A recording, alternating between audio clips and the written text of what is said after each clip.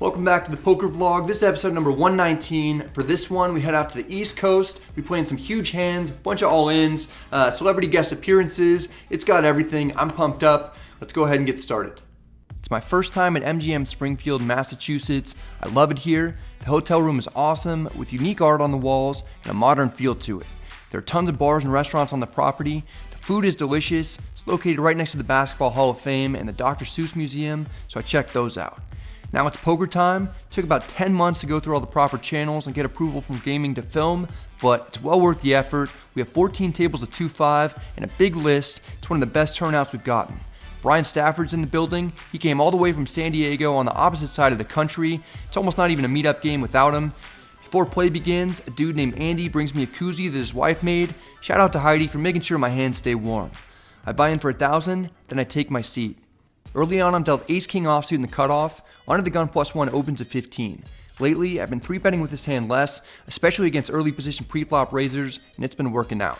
I call, small blind calls, the big blind calls, 4 of us are going to the flop. It's 10-7-6 with 2 clubs, we all check. The turn is the queen of clubs, the small blind leads for 30. The big blind calls, under the gun +1 calls, I've got the second nut flush draw, a gutter to the straight, and at 2 overs, plus I'm getting a good price.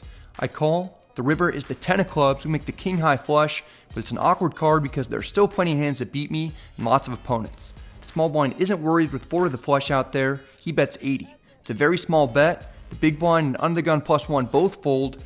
I actually don't love my hand given the action, but can't get away for that price. As I put out the chips, I say, feeling I've lost this one. No. Small blind rolls over 6 is full. Right away we're stuck. Flatting with ace-king preflop gets me into trouble, and I apparently don't like learning from bad experiences. We've got ace-queen offsuit here. Under the gun +2 opens at 25.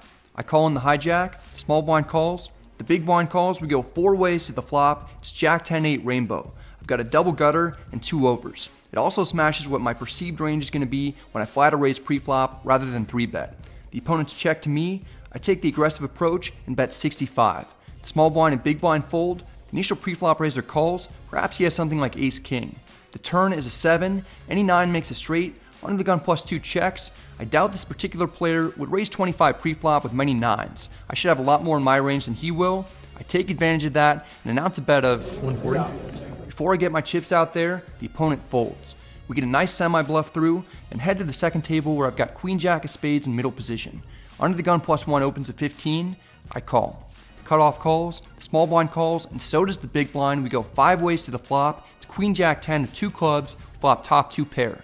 Still, there are lots of opponents and lots of hands that are going to connect with this board. Checks to me, I need to protect, I bet 50.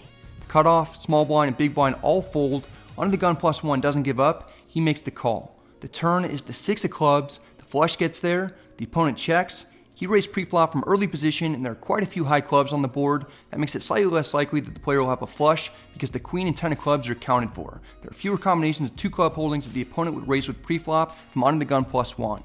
Also, the player didn't bet on the flop, which is something that he might have done if he had a big draw at that point.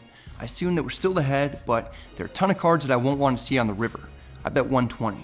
Under the gun +1 returns his cards to the dealer. Later he told me that he had king 10 of hearts. I'm glad that we faded all aces, kings, 10s, and 9s on the turn, and also bet to deny equity. We win, then mostly run cold for quite a while. That would change when I pick up pocket ace in the cutoff. What a beautiful sight. Under the gun tried to straddle, but got his chips in after the cards were dealt, so it's a blind raise to 10. Under the gun +2, 3-bets at 25. I like how this is going, but wait, it gets better. Middle position player cold 4-bets to 100. It's difficult to express in words how happy I am right now. I feel like taking the 4-better out to a steak dinner. I'm going to make this more. I cold 5-bet to 250. Under the gun and under the gun +2 both fold. It's back on the middle position opponent. He's the gift that keeps on giving. He 6-bets to 600. I started out the hand with 970. He shouldn't be folding anything for 370 more. For that reason, despite dropping out of the election, the player seems to want to carry out Yang's plan of giving everybody $1,000, and I'm going to be the first recipient.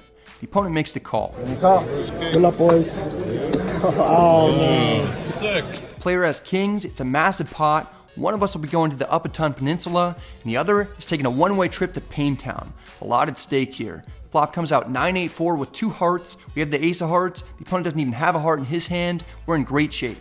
The turn is another 8. The opponent's drawing dead to 2 outs. There's almost no way we can lose this one, right? Well, the river is bad news. For those of you who are rooting against me, for those of you who are rooting for me, it's great news. It's a jack of hearts. We get a queen run out to win a huge hand in a 7-bet pot. It's a major cooler situation, the type of hand that wasn't going my way very often towards the second half of last year. Now things have turned around and I've started running good. I'm up almost 1,000 on the night after getting off to a rocky start. The player with kings is named Alex. He's a good dude who takes the beat about as well as possible. There's nothing he could have really done differently to lose less there, especially with a run out. Half hour later, as I'm racking up to switch tables, I'm dealt ace-king offsuit in middle position, under the gun limps in, under the gun +1 raises to 25.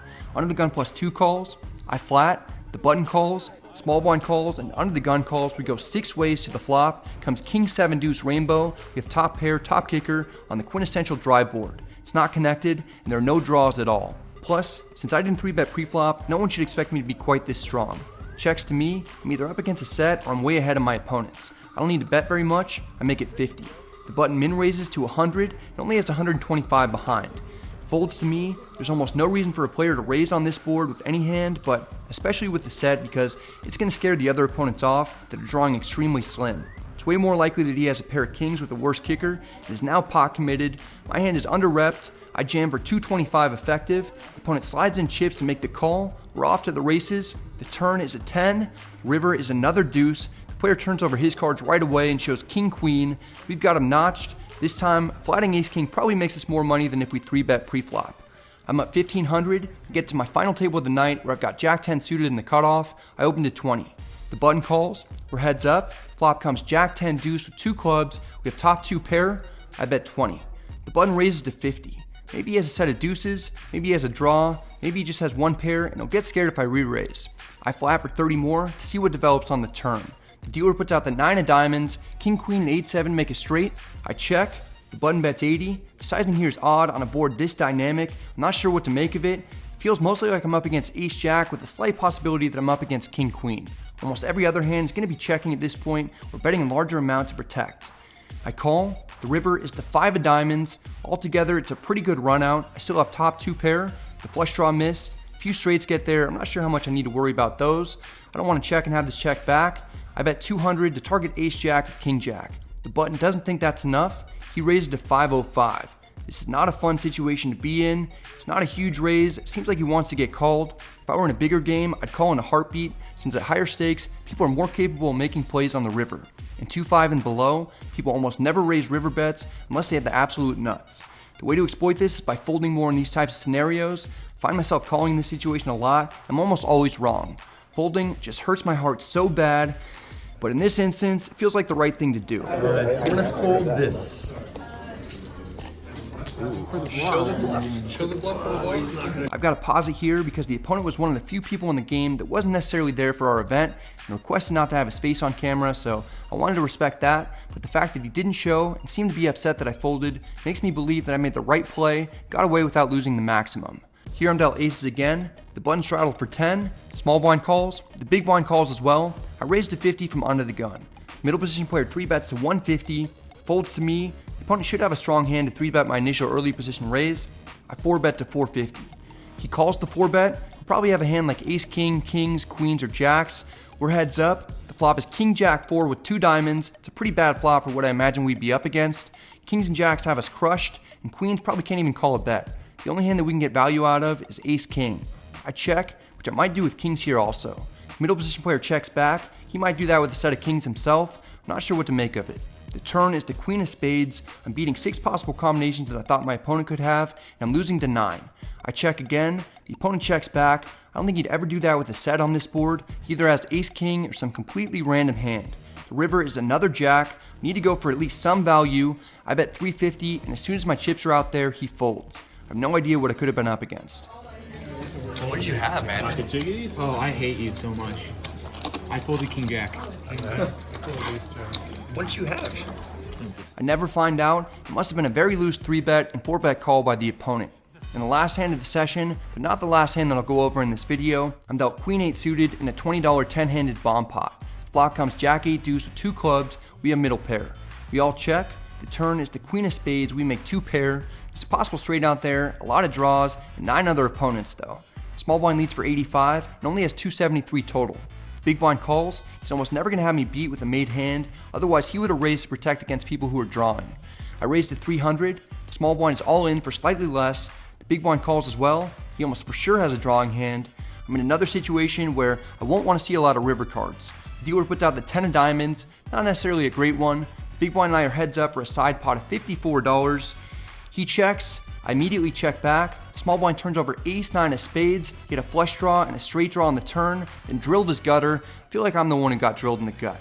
Big blind doesn't show his cards. I win a tiny side pot as the huge main pot goes to the small blind. Can't be that upset, it's still a good first session of the 2-day event. I book a profit of $13.25.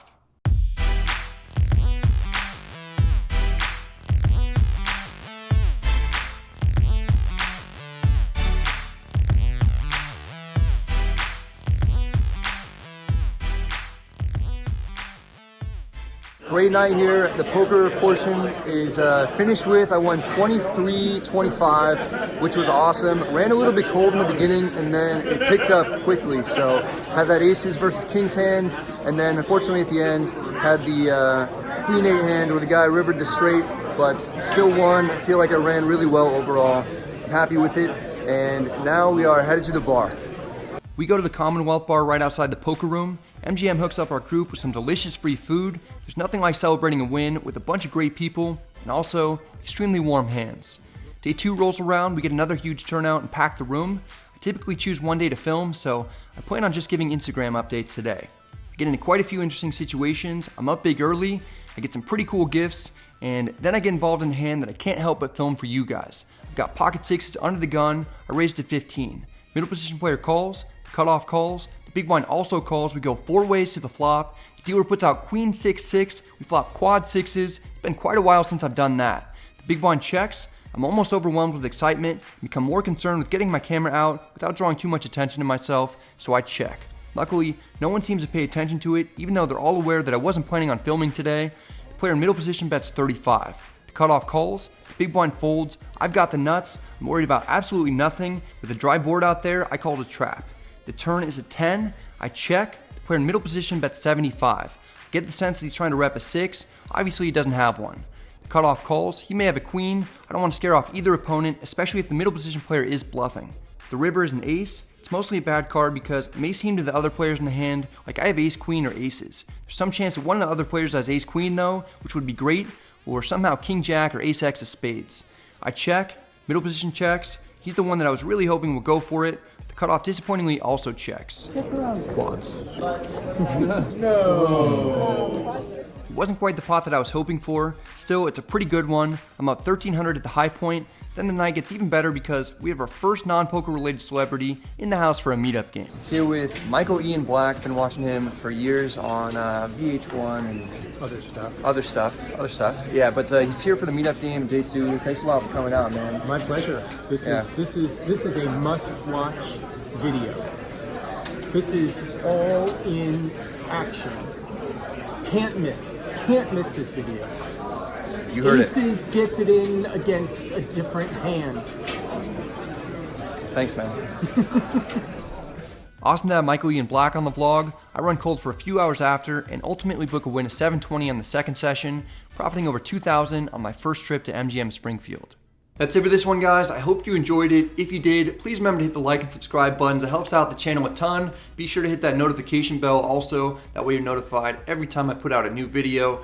Big thanks goes out to MGM Springfield. I love the property out there. Tons of action. The poker room's really nice, and the hotel rooms are super nice as well. So Andrew and I will probably be out there, I don't know, I think 2 more times this year. So be on the lookout if you're in the area, and you can join us.